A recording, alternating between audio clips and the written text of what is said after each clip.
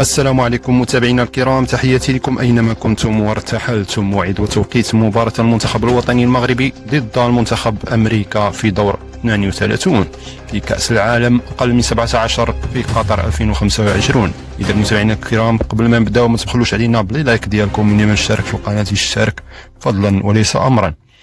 إذا متابعينا الكرام، بداو الفيديو ديالنا على بركة الله. المنتخب الوطني المغربي احتل المركز الثالث في المجموعة ديالو ب3 نقاط، واستغل الفوز ديالو السحيق على كاليدونيا الجديدة بنتيجة 16 هدف للا شيء، مما منحه فريق الأهداف زائد 8 أهداف، جعلته يتصدر ترتيب التوالت بفرق كبير عن المنافسين رغم تساوي النقاط مع بعض الفرق. أما المنتخب الأمريكي تصدر مجموعته ب9 نقاط كاملة. إذا المتابعين الكرام، ننتقل إلى موعد وتوقيت المباراة.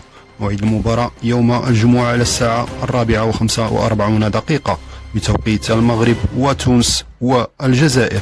أما بتوقيت مصر والسعودية فهو على الساعة 6:45. إذا متابعينا الكرام، والقنوات الناقلة بيان سبور HD المفتوحة والرياضية TNT المغربية. إذا متابعينا الكرام، نتمنى الفوز للمنتخب الوطني المغربي والتأهل إلى دور 8 النهائي.